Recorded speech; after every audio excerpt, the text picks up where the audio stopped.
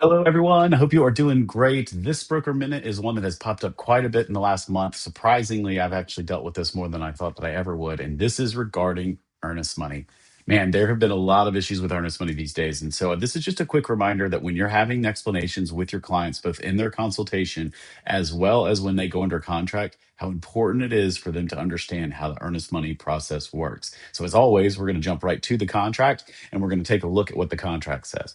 So if you look at the contract, I'm in section 5 when it talks about earnest money here. I'm going to read it because honestly, the contract says it the best. What this says is the parties understands, the buyer and seller understand and they agree that under all circumstances, including default, either broker, if also serving as the escrow agent, will not disperse the earnest money deposit to either party until both parties have executed an agreement to authorizing the disbursement. So this is an important part here is it has to be where both parties have executed an agreement of authorization of disbursement, and that could come from a release or disbursement agreement, or a mediation agreement, or until a court of competent jurisdiction has directed the disbursement of earnest money will not be dispersed until determined to be good funds. Okay, so that basically is saying an important part here is that even if it even says, even if it is clear that the other side defaulted, which by the way, we are not attorneys, we are not going to be giving advice as to whether or not they've clearly defaulted.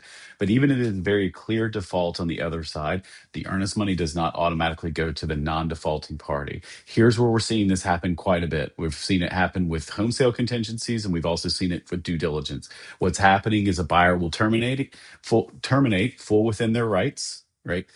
For a home sale contingency, but the seller will say, well, that's great. Yes, they can be terminated, they can be released. That's fine. That does not mean that I have to release the earnest money.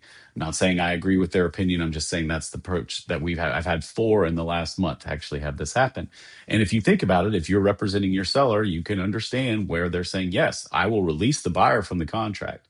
That releases them from purchasing the property to move on. That doesn't necessarily mean I'm going to release them from the earnest money.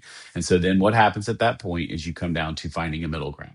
And that is the most important thing in all of this is everybody's coming out guns a-blazing right now. Understand that the guidance that we're going to have both from the escrow agent if it's another broker or an attorney that's holding it is for us to work this out without everybody lawyering up and taking this to court. So if this does happen, please don't hesitate to reach out. Cooler heads will prevail even when the other side completely disagrees with you or you completely disagree with the other side. Understand that these buyers and sellers are operating out of the best information they have, and we've explained to them exhaustively that earnest money does not blanketly go to one side or the other based on whether or not they default on the contract. So maybe a redundant reminder to a lot of you, but an important one nonetheless. If you have any questions, please don't hesitate to reach out. Take care.